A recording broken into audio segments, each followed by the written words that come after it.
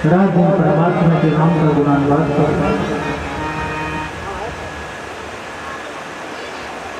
एक बार लोहा और सोना में मुलाकात हुआ। लोहा सोने से कहने लगा, भैया पिटता मैं भी हूँ और पिटता तू भी है, तो तू इतना चिल्लाता क्यों है? नहीं तो इतना चिल्लाता नहीं, पिटता तो दोनों है। तो लोहा ने बड़ा सुंदर जवाब दिया कि मैं अपनों से पिटता हूँ और तू दूसरे से पिटता है। अपनों से जब कष्ट होता है तो बड़ा दर्द होता है। जिस पुत्र को माता जन्म देती है उससे यदि कुछ अवसर सुनाई पड़े तो मन में बड़ा दर्द होता है। और एक बात बताऊं, सुरनर मुनि के ये सब रीति, स्वार्थ लाग करही सब रीति। बिना स्वार्थ के यहाँ किसी को कोई जानता तो नहीं, जानने वाला नहीं। यदि आपसे कोई स्वार्थ है तो आपके साथ नहीं।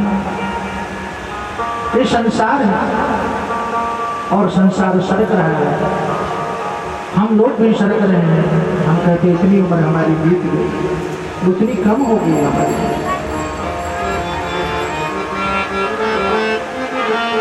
इसलिए अपने जीवन को यदि मुक्ति की ओर ले जाना है, इसी संसार में रहते हुए मुक्त हो जाओ। मरने के बाद कुछ नहीं मिलता।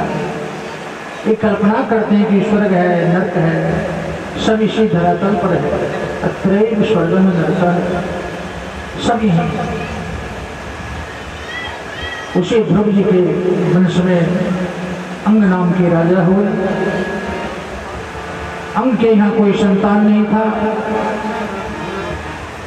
3-4 अश्वमेध यज्ञ करवाए, भगवान की कृपा हुई तो वेन नाम का एक पुत्र का जन्म हुआ है उनके घर में। धीरे धीरे बालक बड़ा होने लगा, लेकिन बड़ा होते ही बड़ा धर्मी राजा बन गया। देवताओं को परेशान करने लगा, ऋषि महात्माओं को तंग करने लगा, सबसे कहने लगा कि मैं ही यहाँ का भगवान हूँ। होत ब्रह्म दात ब्रह्म, कोई यज्ञ नहीं कर सकता, कोई दान नहीं कर सकता, आज से सब हमारी पूजन करो।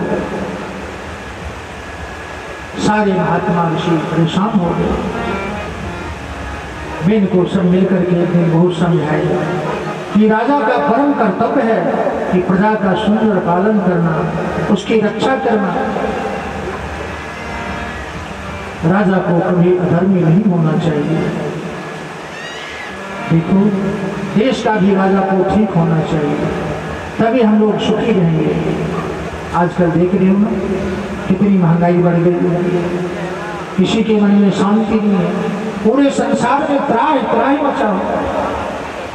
विकट परिस्थिति है, विचार करके और आने वाला जो समय है पता नहीं क्या होगा।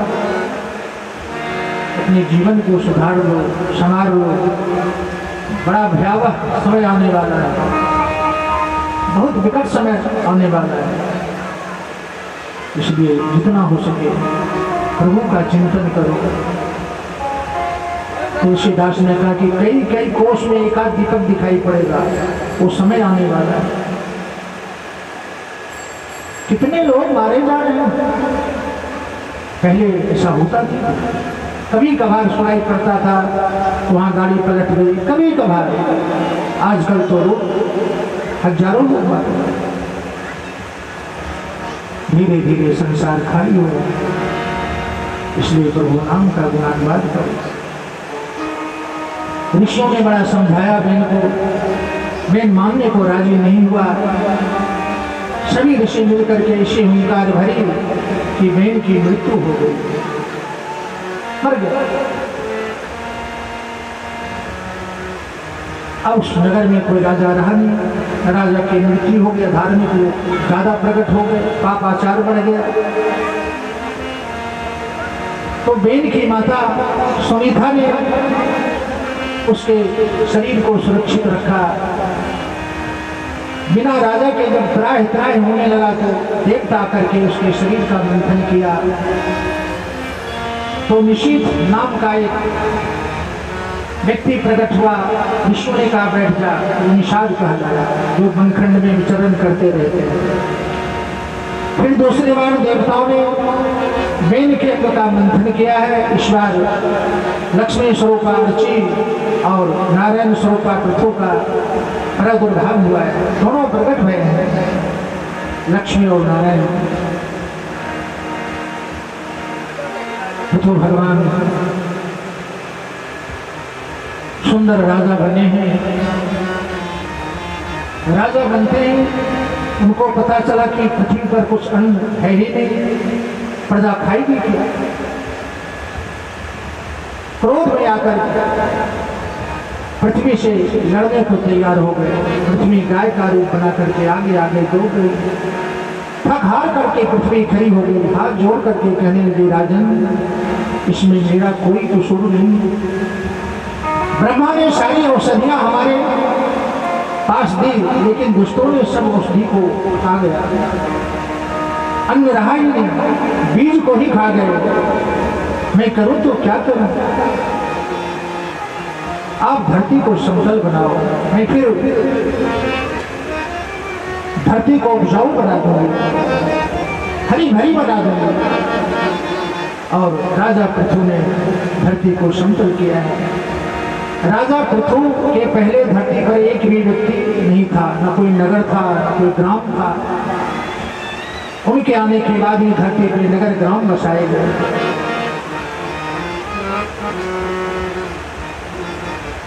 उन्हीं के वंश में एक भी राजा प्राचीन रहे, ध्रुव जी के ही वंश। उन्होंने इतना यज्ञ किया कि संपूर्ण दिशा कुशाओं से ढक गई, हर जगह कुशा ही कुशा नजर आने लगा। लेकिन प्राचीन वही जो भी यज्ञ करते थे ना, उसमें पशु बलि दिया करते थे। देखो आज भी कहीं कहीं प्रथा है पशु को काटने की, ऐसा कदापि नहीं करना चाहिए। एक चींटी के अंदर जितना बड़ा प्राण है, वही प्राण तो हमारे अंदर भी है। चींटी भी मरना नहीं चाहता। कौन चाहता कि हम मर जाएं? बताओ, विचार करके देखो। जो प्राण हमारे अंदर है वही चींटी के अंदर भी है। मरना कोई नहीं चाहता, कोई नहीं चाहता। तो प्राचीन बनी यज्ञ करते थे और पशु बलि दिया करते थे। एक दिन नारद जी का पदार्पण हुआ है। प्राचीन वही से कहने लगे नारद कि राजा आप यज्ञ करते हो, ठीक बात है, अच्छी बात है, लेकिन यज्ञ में इतने पशु को आपने बलि प्रदान कर दिया। बलि का मतलब क्या है? हम लोग कहते हैं ना, रक्षा सूत्र बांधते समय जैनवध्यो बलि राजा दान मंदिर महाबली। राजा बलि दान करो तो राजा बलि के जैसा दान करो। दान करो तो राजा बलि के जैसा दान करो। ये नहीं कि किसी पशु को यज्ञ में ला करके काट दो, क्या लाभ मिलता है उससे? उसमें भी तो जीव है। नारद जी कहते हैं कि राजन, आपने जितने पशुओं की बलि दी है ना, सब आकाश मार्ग में आपको देख रहे हैं, प्रतीक्षा कर रहे हैं कि कब इसकी मृत्यु हो और मैं इसको अपना त्रास बनाऊं, अपना बदला लूं। कर्म प्रधान विश्व कल्याण, जो जस करें सो तस फल चाखा। जैसा हम कर्म करेंगे वैसा हमें भोगना ही पड़ेगा।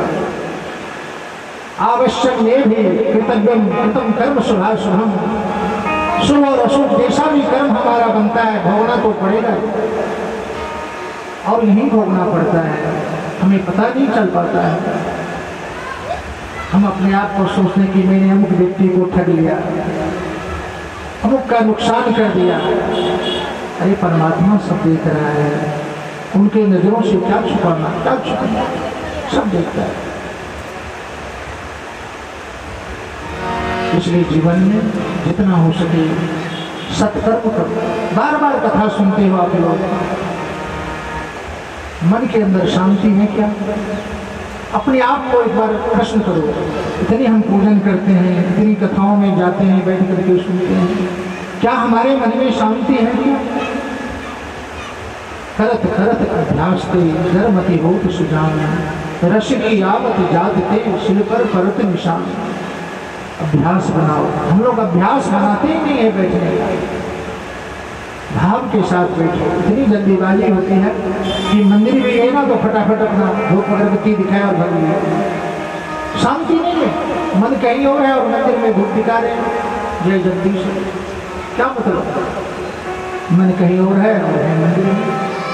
कथा में बैठे हैं, मन दुकान पे है, कारोबार पे है, व्यापार पे है, किचन पे है। क्या मतलब? बताओ, विचार करो, क्या मतलब? सब कुछ भूल करके परमात्मा के चरणों में बैठो, तभी लाभ मिलेगा, तभी आपको लाभ मिलेगा। आज वामन भगवान का अवतार भी है, सुंदर झांकियां का दर्शन भी करेंगे और कल भगवान का जन्मोत्सव भी बड़े ही उल्लास और धूमधाम के साथ मनाया जाएगा।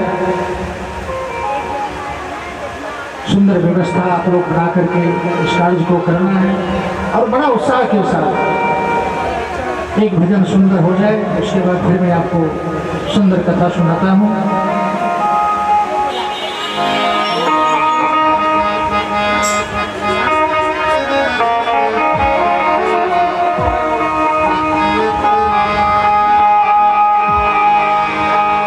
बोले वृंदावन बिहारी लाल की जय।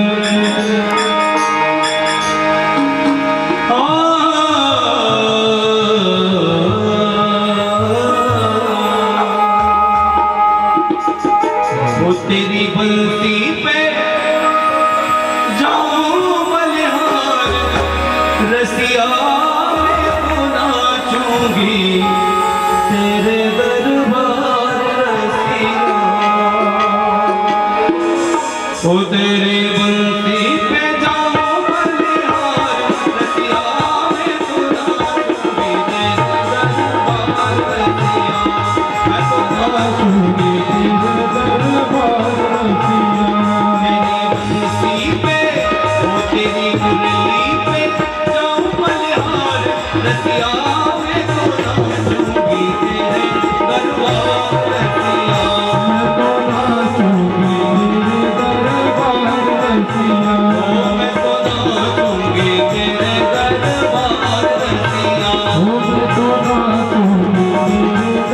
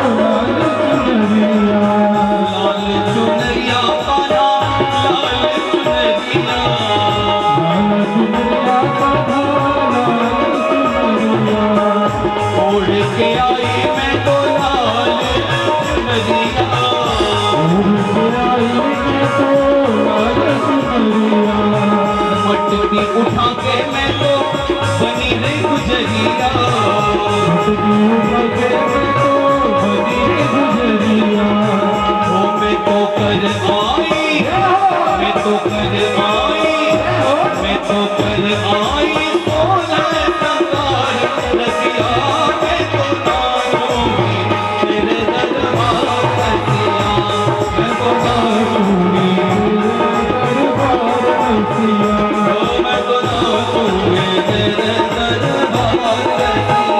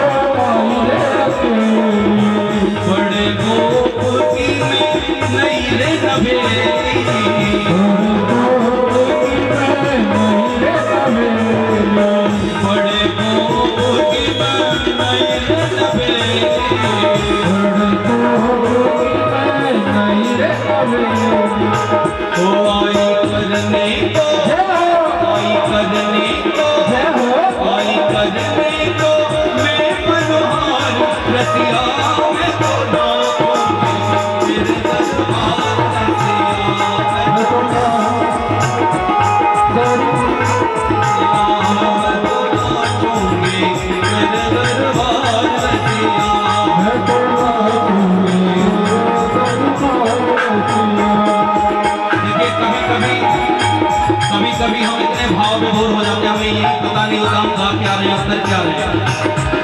अभी हम सब लोग मिलकर के गाने में तो नाचोगे तेरे दरबार रसिया, लेकिन रसिया को भी देख करके शर्म आ रही होगी। बताओ कितना तेजी से नाच रहे हो आप लोग हैं। भगवान भी यही सोच रहे होंगे, रात तो भगवान के सामने रहे, मैं तो नाचूंगी तेरे दरबार रसिया। और देखो कैसे बैठे बैठे नाच रहे हैं। आजकल बैठे बैठे नाचने की कहीं देखा है किसी को बैठे बैठे नाचते हुए?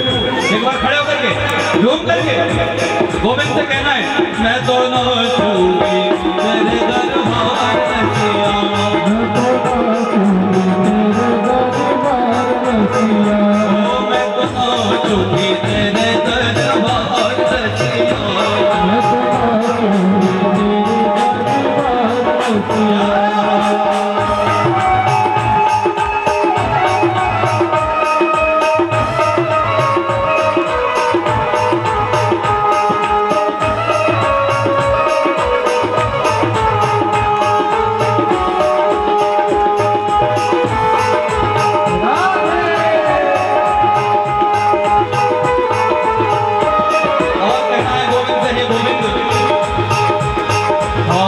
जब से लगी मोहे मोरी लगनवा, जब से लगी मोहे मोरी लगनवा,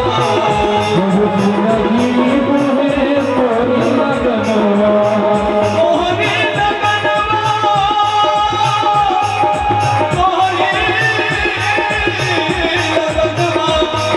मोहे लगनवा, जब से लगी मोहे मोरी लगनवा, जब से लगी मोहे बिसर गया मोरा हर आंगनवा, बिसर गया मोरा घर आंगनवा, वो मैं तो छोड़ आई, मैं तो छोड़ आई, मैं तो छोड़ आई सारा संसार रसिया, मैं तो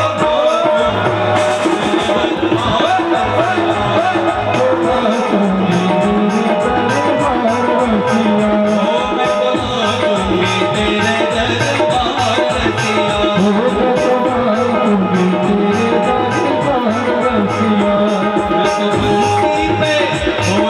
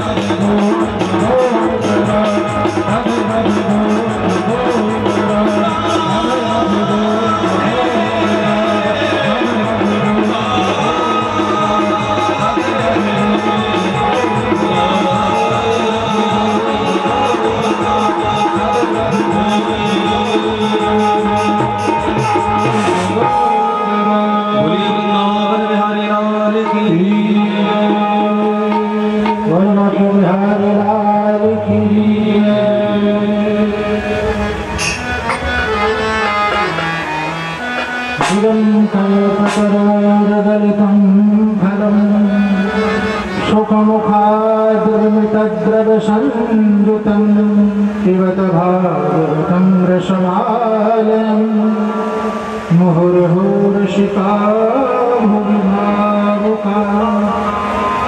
हे रसिकजन, बार बार इस कथा को श्रवण करो, पान करो। पीने के लिए बताया गया है। अपने कर्णकुट में खूब उन्होंने भर भर के पिए। पिबत भागवतम रसमालयम मुहुर्हो रसिका भुवि भावुका। भाव के साथ पान करो। पृथ्वी जी के वंश में ही ना भी हुए राजा, उनकी पत्नी का नाम मीरू देवी। उनके कोई संतान नहीं थी। बड़ी तपस्या करी, परमात्मा की कृपा हुई। गोविंद से कहने लगे, प्रभु आपके जैसा ही पुत्र हमें चाहिए। भगवान ने आशीर्वाद दिया कि ठीक है, कालांतर में मैं आपका पुत्र बनकर के आपके घर आऊंगा। शनि शनि समय बीतता गया। भगवान ऋषभ के रूप में नाभि के घर जन्म लिए प्रकट हुए। ऋषभ देव जी के 100 संतानें हुई। एक दिन सभी बच्चों को बिठाकर ऋषभ जी उपदेश कर रहे थे कि सुनो, इस संसार की माया प्रपंच में नहीं पड़ना, गोविंद की चरणों की सदा सेवा करते रहना, दीनहीनों की सेवा करते रहना। तुम्हारे वाणी के द्वारा, तुम्हारे कर्मों के द्वारा कभी किसी को कष्ट मत देना। और शनि बालक को उपदेश कर अपने ज्येष्ठ पुत्र भरत जी को राजगद्दी में बिठाकर और वनखंड की ओर चल पड़े। तपस्या करते करते करते करते अपने आप को परमात्मा के चरणों में लीन कर दिया है और अपने जीवन लीला समाप्त कर दिया है। ज्येष्ठ पुत्र भरत बड़े ही धर्मात्मा राजा हुए। उन्हीं के नाम से इस देश का नाम भारतवर्ष पड़ा। शकुंतला नंदन भरत, दशरथ नंदन भरत और ऋषभदेव भरत, इन्हीं के नाम से तो देश का नाम भारतवर्ष पड़ा। भरत जी बड़े कर्मनिष्ठ हैं, प्रजा को सदा खुश रखते हैं।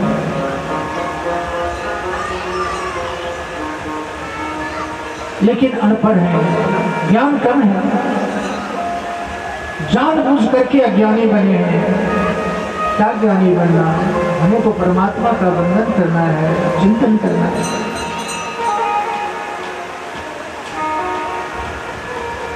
भाइयों ने खेत की रक्षा करने के लिए भरत को भेज दिया। लोग उनको जड़ भरत कहने लगे। जड़ भरत, मूर्ख भरत। खेत में बहुत सारी फसल लगी हुई थी। हजारों चिड़िया आकर के बैठ जाती, फसल को नुकसान करती, लेकिन भरत जी बैठे रहते, किसी को नहीं भगाते। वो जानते हैं कि चिड़िया को भी परमात्मा ने ही जन्म दिया है। जितना भी संसार के अंदर जीव है ना, सबको परमात्मा ने ही जन्म दिया है। ईश्वर अंश जीव अविनाशी, सब परमात्मा के संतान हैं। भरत जी बेचारे खेत में चारपाई पे बैठे रहते, किसी को नहीं भगाते। कहते हैं राम की चिड़िया, राम के खेत, खाओ चिड़िया भर भर पेट। चिड़िया भी तो राम के ही, फसल भी राम के हैं। अपना क्या है? खाली हाथ आना और खाली हाथ चला जाना, यही तो दुनिया है।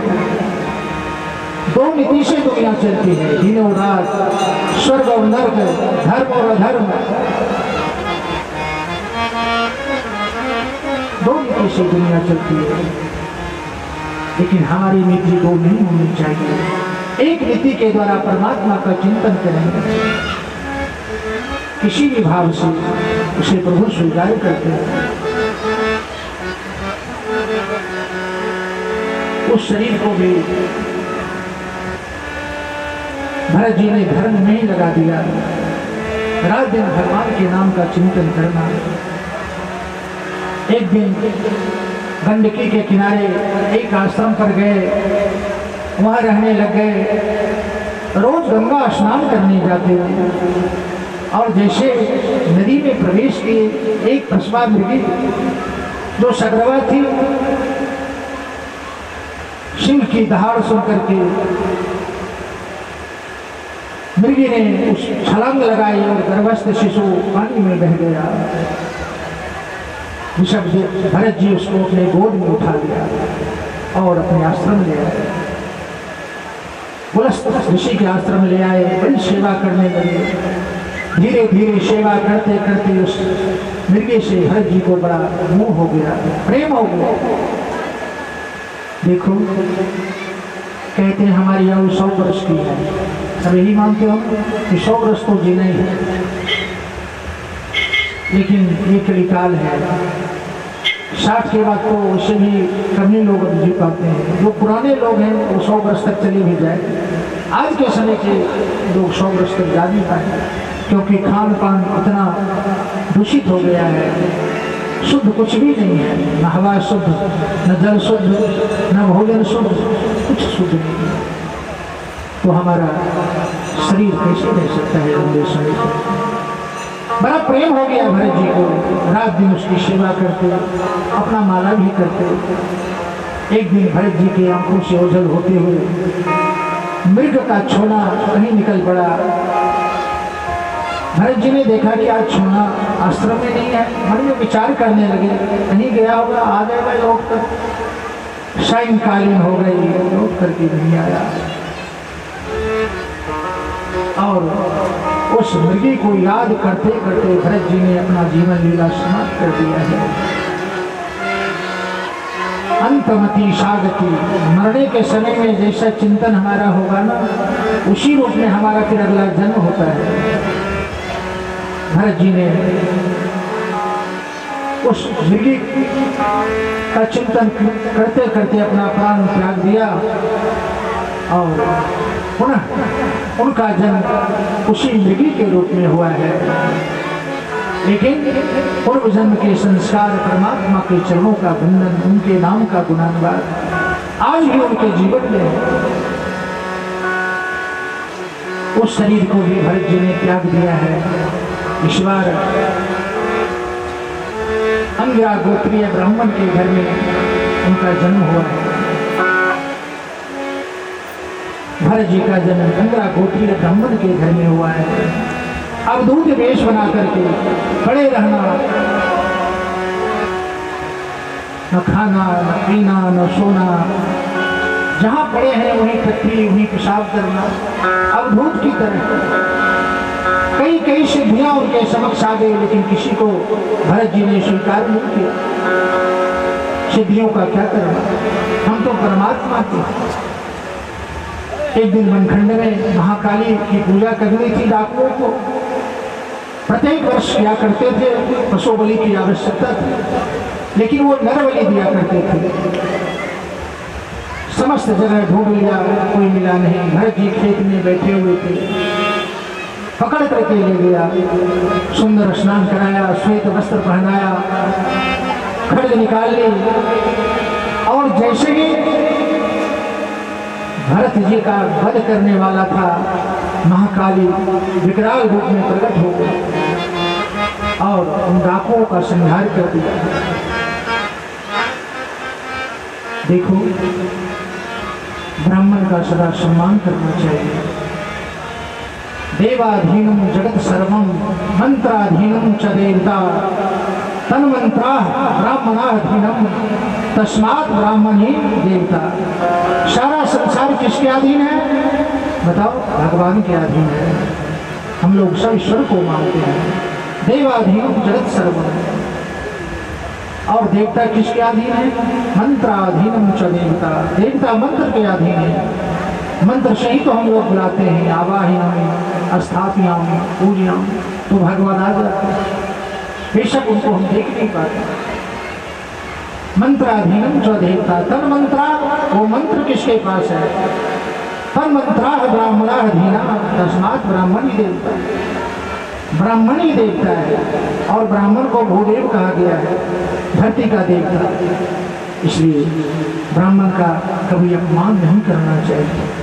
यदि ब्राह्मण को करने बन जाए तो उसे देश से बाहर निकाल देना चाहिए, लेकिन उसके साथ कभी प्रहार वाली कोई बात नहीं होनी चाहिए।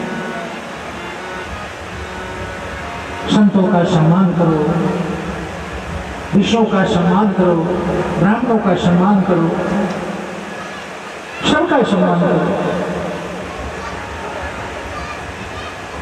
जड़ भरत जी, सब जड़ भरत उनको कहने लगे, कहते कि थोड़ा सा जीवन मिला है और बड़ी बड़ी उम्मीदें हम लोग पाल के बैठे हैं। एक बार चातुर्मास का समय आया, साल में एक बार आता है, 4 महीने के लिए ऋषि मुनि महात्मा विमलात्मा एक आश्रम को छोड़कर दूसरे जगह प्रस्थान करके जाते हैं और 4 माह तक उसी आश्रम पे रहते हैं, और जहाँ जाते हैं उस आश्रम वाले उनके आश्रम पे आ जाते हैं। 4 महीने तक वो उनके आश्रम पे रहते हैं। चातुर्मास संतों की टोली है, भगवान का संकीर्तन चल रहा है। चलते चलते संध्या का समय हो गया। संतों के मन में विचार आया कि संध्या हो गई है, ठाकुर का भोग भी लगाना है, सुंदर प्रसाद भी बनाना है, कहीं नगर में रुकना भी है। देखते हैं कोई व्यवस्था नगर में है कि नहीं। कुछ बालक क्रीड़ा कर रहे थे, खेल रहे थे। संतों की टोली वहां ठहर गई। बालक, अरे तुम्हारे इस ग्राम में कोई ऐसा स्थान, धर्मशाला, गौशाला कुछ है क्या, जहाँ मैं रात्रि को थोड़े समय विश्राम कर सकूं, ठाकुर के लिए नैवेद्य भोग बना सकूं। बालक बड़े शरारती थे, उसने कह दिया कि बाबा हाँ क्यों नहीं, हमारे नगर में एक ही व्यक्ति ऐसा है जो आपका सुंदर स्वागत करेगा, जिसका नाम है अजामिल, जिसका नाम है अजामिल।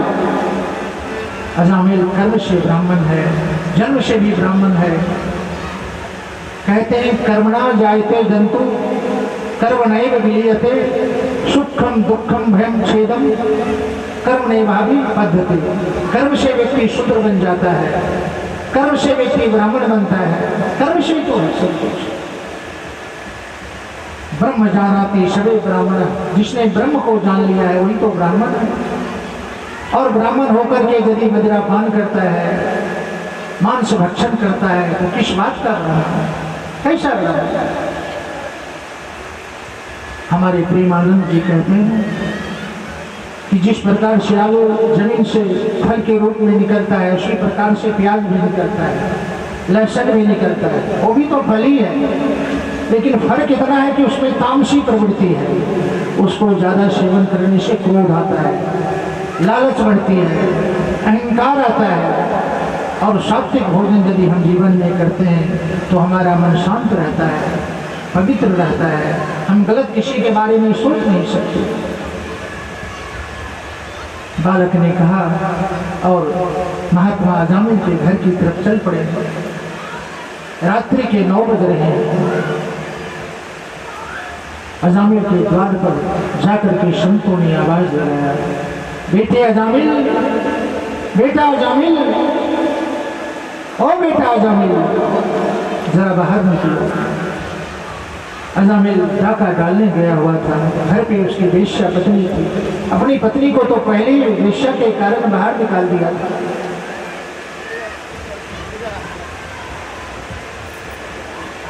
पुरुष से ये दौड़ करके घर से निकलती हैं, और निकलती हैं तो देखते हैं कि हमारे द्वार पे आज संत की टोली। नेत्र सजल हो गए वेश्या के। मन में विचार करने लगी, मेरा कितना बड़ा दुर्भाग्य है कि आज मैं अपने हाथों से इन संतों की सेवा कर सकती, जलपान तक नहीं करा सकती। मैं अपवित्र हूँ, अपवित्र हूँ, मैं इन संतों की सेवा कैसे करूँ। आज मेरे द्वार पे संत आए। संत कहने लगे, बेटी अजामिल कहाँ है? हाँ बाबा, वो कहीं गए हैं। सवेरे सवेरे आ जाएंगे। क्या चाहिए बाबा, बोलो। संत कहते हैं बेटा, हम संत ठहरे, हमें चाहिए कुछ नहीं। रात्रि का समय है, दोपहर विश्राम करेंगे, ठाकुर का भोग लगेगा, टिक्कर लगेगा, और भोग लगा करके रात भर हम लोग संकीर्तन करेंगे। सवेरे सवेरे 4 बजे हम लोग प्रस्थान कर जाएंगे, हम लोग चातुर्मास करने निकलेंगे। एक पहर मन में विचार करने लगे कि कहीं अदामी हमसे नाराज तो नहीं हो जाएगा, लेकिन हिम्मत करके उस पुरस्त्री ने कहा कि संत जी क्यों नहीं, जाइए आप हमारे गौशाले में जाकर के विश्राम करो, सुंदर भोजन ठाकुर का बनाओ, नैवेद्य लगाओ और भगवान को भोग चढ़ाओ। जैसे ही संत उसके द्वार से गौशाले की ओर जाने लगे, दौड़ करके पुरस्त्री कहने लगे, बाबा ओ बाबा जरा ठहरिए, एक निवेदन करना चाहती हूँ। हाँ बेटी बताओ क्या बात। मैं अपने हाथों से आपको कुछ दे नहीं सकती बाबा, मैं अपवित्र हूँ, लेकिन जलपान तो करा सकती हूँ, सूखा अन्न तो दे सकती हूँ। संत हृदय नवनीत समाना, संत का हृदय मक्खन के समान होता है, बड़ा कोमल होता है। जैसे आपने देखा होगा कि जब भी हम वरुण की पूजा करते हैं तो नारियल की आवश्यकता पड़ती है कलश पे रखने के लिए। ऊपर से नारियल देखने में बड़ा ही कठोर लगता है, और जब उसको फोड़ो ना तो कितना कोमल है, श्वेत। ऐसे ही हमारा हृदय होना चाहिए। ऊपर से हम कैसा भी दिखें, लेकिन हमारा अंतःकरण पवित्र होना चाहिए, तभी तो गोविंद मिलेगा, तभी तो परमात्मा का दर्शन होगा। हाँ बेटी क्यों नहीं, आप सूखा सामग्री दे सकती हो। रोती जा रही है पुरस्त्री, रोती जा रही है। घर से दौड़ करके सूखा सामग्री संतों को दिया है। संत ने गौशाले में पहुंचकर सुंदर ठाकुर के लिए भोग बनाया, ठाकुर को भोग लगाया, संकीर्तन चल रहा है। 2 मिनट संकीर्तन करो। जय जय राधा रमण हरि बोल, जय जय राधा रमण हरि बोल, जय जय राधा रमण हरि बोल, जय जय राधा रमण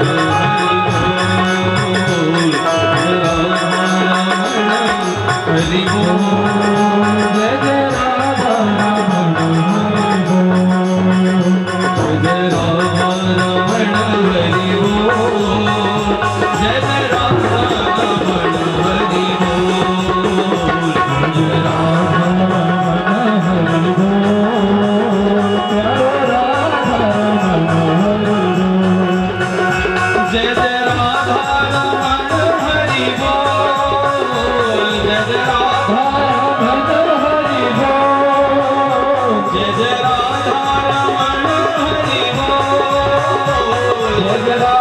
रमण हरि बोल, जय जय राधा रमण हरि बोल, जय जय राधा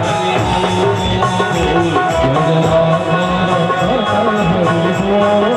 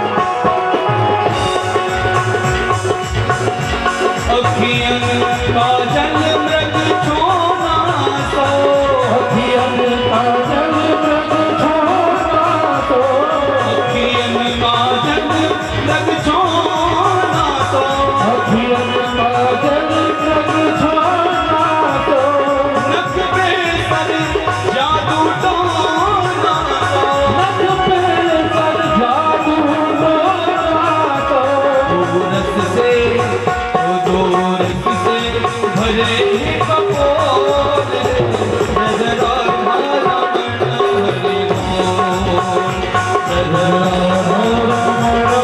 बोल जय राधा रमण हरि बोल जय राधा रमण जय जय राधा रमण जय राधा रमण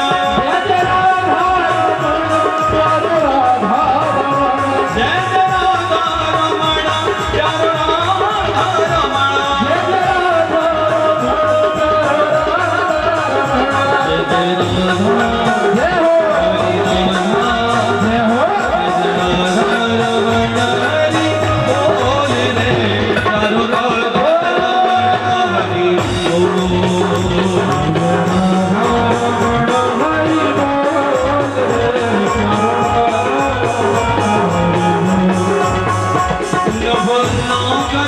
किशोर नवल रसिया रघुनाथर किशोर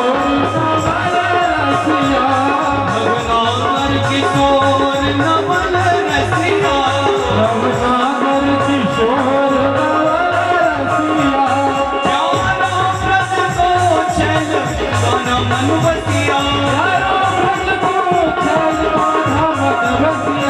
प्यारा व्रत को चल गाना मन बसिया प्यारा व्रत को चल गाना मन बसिया करे काले करे काले करे काले बोल किलोल राधा रमण हरि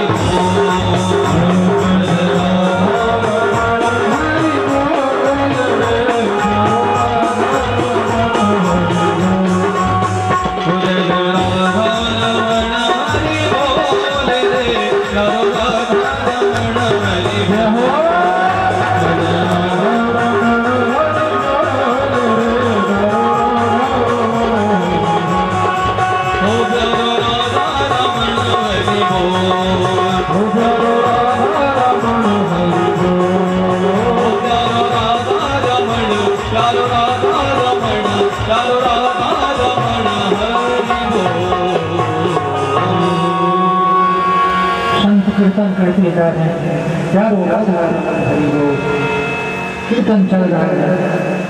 रात्रि के 12 बजे अज़ामिल अपने नगर में प्रवेश किया। कीर्तन की आवाज सुनाई पड़ी हमारे नगर में संकीर्तन। जैसे ही सन्निकट पहुंचा हमारे गौशाला में संकीर्तन, बड़ा क्रोध में आ गया। दौड़ करके गौशाला पहुंचा, संत जी को फटकार लगाने लगा, किसके आज्ञा से तुमने हमारे गौशाला में प्रवेश किया? जैसे ही अज़ामिल की आवाज सुनी, पुरस्ली उनकी पत्नी दौड़ करके आ गई। क्या बात है? अरे मैंने ही इन संतों को ठहराया है और चारों संत निकल जाएंगे, ये तो संत। अच्छा तुमने ठहराया है, कोई बात नहीं।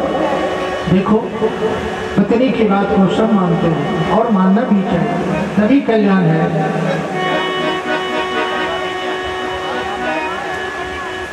अज़ामिल कहने लगे ठीक है बाबा, रात्रि विश्राम करो और सवेरे सवेरे यहाँ से फूट लेना। संत कहने लगे अज़ामिल, बेटा अज़ामिल मेरा कुछ निवेदन है। हाँ बाबा बोलो। कितने संतान है तुम्हारे? 9 संतान है और 10वां गर्भ में है। 10वां संतान का नाम तुम नारायण रख लेना। नारायण रख लेना। संत अज़ामिल कहने लगा बाबा मेरे मन में जो आएगा मैं रख लूंगा। नहीं बेटा, 10वें बच्चे का नाम नारायण रखना। ठीक है बाबा।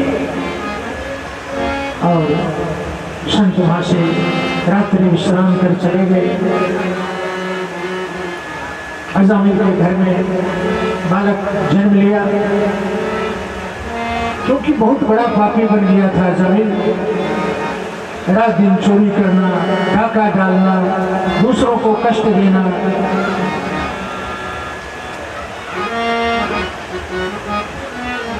सारे ग्रामीण नगरवासी परेशान हो गए। सब लोग, पाप करने वाला को पाप का फल भुगतना ही पड़ता है। एक दिन अजामिल खड़ा हुआ था, दो यमदूत उसे दिखाई पड़े, बड़ा डर गया अजामिल, चित्कार करने लगा, बेटा नारायण नारायण, जरा यहाँ। इतना भयभीत हो गया कि अपने छोटे से बालक को पुकार रहा है। देखो, जब आर्त होकर के हम परमात्मा को याद करते हैं ना, आर्त होकर हमारा हृदय जलता रहता है, नेत्र से आंसू भरे होते हैं, और उस अवस्था में जब परमात्मा को याद करते हैं तो आवाज गोविंद तक सुनाई पड़ती है। जैसे ही आर्त होकर के, भयभीत होकर के अजामिल ने प्रभु को आवाज दिया, दौड़े दौड़े गोविंद पहुंच गए, और गोविंद पहुंचते उससे पहले उनके दो पार्षद पहुंच गए, पीले पीले वस्त्रों में। इधर यमराज के दूत, उधर विष्णु के पार्षद, दोनों की आपस में तू में हो गए। यमराज के दूत कहते हैं कि इसे मुझे ले जाना है, इसने बड़ा पाप किया है। और विष्णु पार्षद कहते हैं कि इसने हमारे प्रभु का नाम लिया है, इसने गोविंद का नाम लिया है, इसने नारायण का नाम लिया है, तुम कैसे ले जा सकते हो? फटकार करके इन दूतों को भगा दिया। विष्णु के पार्षद ने जाकर के कहने लगे, आज से आपकी नौकरी नहीं करनी, जहां तहां भेज देते हो, पीले पीले कपड़े वाले हमें डांट फटकार करके भगा दिया, अब आपकी नौकरी नहीं करनी। यमराज कहने लगे, चुप, शांत हो जाओ, धीरे बोलो। अरे जिसका तुम नाम ले रहे हो, जिनके पार्षद पीले पीले वस्त्रों में गए थे ना, जो उनके मालिक हैं वो हमारे सर्वेश्वर हैं, वो हमारे भी प्रभु हैं, हमारे भी मालिक हैं। बार बार तुम यहाँ उनका नाम लोगे तो जितने भी कैद में सब मुक्त हो जाएंगे, तो हमारी नौकरी खतरे में पड़ जाएगी। सुंदर विमान तैयार हुआ और अजामिल विमान पे आरूढ़ होकर परमात्मा के धाम को गया। कहने का मतलब कि बड़ा से बड़ा पापी भी यदि पश्चाताप कर ले कि प्रभु आज के बाद में अब ऐसा कोई कर्म नहीं करूंगा, और संकल्प करके यदि उस दिन से सुधर जाए तो आज भी गोविंद उसको माफ कर देता है। लेकिन बार बार हम परमात्मा के चरणों में, मंदिर में जाकर के बार बार कहते हैं कि प्रभु क्षमा करो, फिर कर गलती, परसों फिर जाते हैं प्रभु क्षमा करो। भगवान भी कहते हैं कि बार बार क्या क्षमा करना। जीवन में कभी भी अहंकार मत करो। कितनी गर्मियां पड़ रही है, ऐसे ही गर्मी का मौसम है और गजराज अपने सभी परिकर को लेकर के आज घूमने की इच्छा हुई है, वन के अंदर प्रवेश कर गया है सभी परिकर के साथ। सुंदर सरोवर में सारे परिकर प्रवेश कर गए, जल को उछाल उछाल करके अपने सिर पे, अपने शरीर पे, अपने बच्चों के ऊपर, अपनी पत्नियों के ऊपर डाल रहा है, किलकारियां भर रहा है गजराज। क्योंकि देखो जंगल का राजा गजराज होता है, छोटे छोटे जितने भी पशु पक्षी हैं ना, गजराज के डर से भयभीत होकर जंगल छोड़ करके भाग जाते हैं। लेकिन जल का जो जानवर है वो ग्रा होता है, बड़ा शक्तिशाली होता है, जल में उसकी अपार ताकत होती है। धीरे से जाकर के गज के पैर को पकड़ लिया। देखो एक बड़ा सुंदर श्लोक है, ध्यान से सुनना। गजराज ने देखा कि कोई जानवर हमारा पैर पकड़ रहा है, लेकिन इतना मस्त था, उसे कोई चिंता नहीं हुई कि क्या बिगाड़ देगा ये हमारा छोटा सा जानवर, क्या बिगाड़ देगा? एक बड़ी सुंदर बात है कि पाप करे प्रभु जी मिले। ध्यान से सुनना, पाप करे प्रभु जी मिले, पाप करे सुख हो। पाप करे सब कुछ मिले तो पाप करो सब हो। कितना सुंदर बात है। पाप करने से कहीं प्रभु मिलते हैं क्या? मिलते हैं? पाप पकड़े, रामायण में वर्णन है। पा का मतलब होता है पैर। पाप पकड़े प्रभु जी मिले, पैर पकड़ लो प्रभु का तो उनका दर्शन हो जाएगा। पाप पकड़े सुख हो, पैर पकड़ो भगवान का तो सुख नहीं मिलेगा। उन्हीं के चरणों को पकड़ के रखो, जकड़ के रखो। गजराज मस्त है, उसे कोई चिंता नहीं है। धीरे धीरे ग्राह उसका खून को चूस रहा है, कमजोरियां आने लगी है, गद विचार करने लगा। ताकत हमारी धीरे धीरे क्यों होती जा रही है। बच्चों को आवाज लगाया, पत्नियों को आवाज लगाया, सभी परिकर को आवाज लगाया। पहले तो कोई प्रयास किया निकलने का, लेकिन निकल नहीं पाया। पत्नी ने सहायता करी, बच्चों ने सहायता करी, जितने भी परिकर थे सबने सहायता करी, लेकिन निकल नहीं पा रहा था। कई महीने बीत गए, पत्नी भी परेशान हो गई। देखो एक बात बताऊं, कथा सुनने से बड़ा ज्ञान होता है। किसी परिवार के घर में कोई बूढ़ा व्यक्ति, बुजुर्ग व्यक्ति थक हार करके जब बीमार पड़ जाता है ना, तो कुछ समय तो लड़के बच्चे बड़ी सेवा करते हैं, और जब ये थोड़ा लंबा हो जाए ना तो फिर धुतकारने भी लगते हैं। मन में विचार करते हैं कि कब इनसे छुट्टी मिल जाए, कब छुटकारा मिल जाए। यही तो संसार है, सब छोड़ करके चले जाते हैं। कोई किसी का नहीं है यहाँ पे, किसी का कोई नहीं है, न पुत्र है न पत्नी है, कुछ नहीं, सब बेकार की बात है। और जिस दिन ये बात समझ में आ जाए ना तो फिर मुक्त है। मुक्ति इसी को कहते हैं, मुक्त। गजराज पत्नी से कहा कि मदद करो। सब मदद करते करते थक गए, लेकिन गजराज बाहर नहीं निकल पाए। सब छोड़ करके चले गए कि तुम्हारे लिए मैं भी मर जाऊं क्या। सब छोड़ करके चले गए। आज गजराज ने एक कमल पुष्प लेकर के सुर में लगा करके आज गोविंद को याद किया है, गोविंद को याद किया है। हे गोविंद राखो शरण अब तो जीवन हारे, सिंधु नीच बसत ग्राह लय गए मझारे। हे गोविंद राखो शरण अब तो जीवन हारे।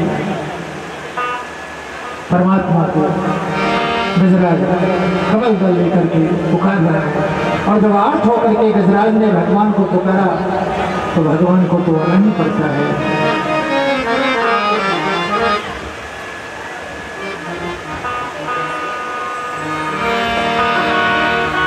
हे गोविंद हे गोपाल,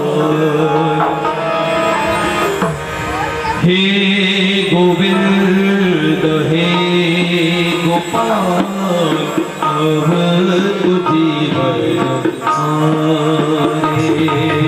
हे गोविंद हे गोपाल, अब तुझी भजन आए।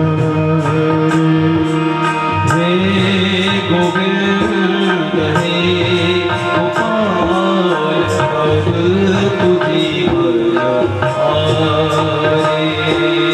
हे गोविंद हे गोपाल, अब तुझी भजन आए।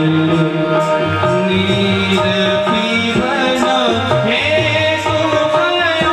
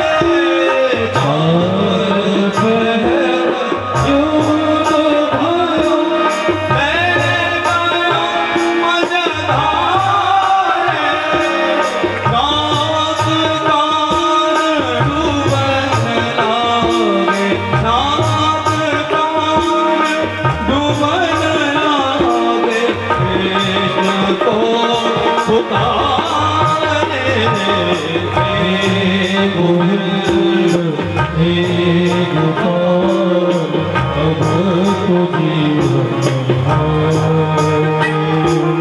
हे गोविंद हे गोपाल अब तो जीवन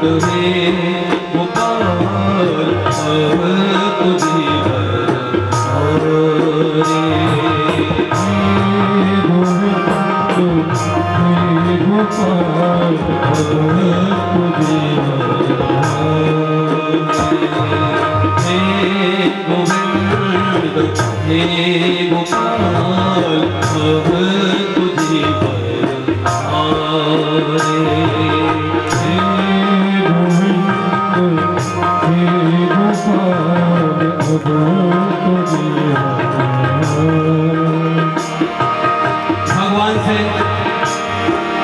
हर प्रार्थना करता हूं, ग्राह पैर को पकड़े हुए और केवल हरि शब्द का उच्चारण किया, हे हरि। और द्वारिका में जब आवाज गई तो भगवान शंख चक्र गदा पद्म सबको छोड़ करके एकदम उसको बचाने के लिए आए। जो भगवान के भरोसे होते हैं भगवान उन पर ऐसे कृपा करते पता भी नहीं लगता। लेकिन जब तक हमें अपना भरोसा रहता है तब तक भगवान साथ नहीं देते। जब अपना भरोसा छोड़ करके भगवान पर निडर हो जाओ, भगवान के भरोसे छोड़ो सारी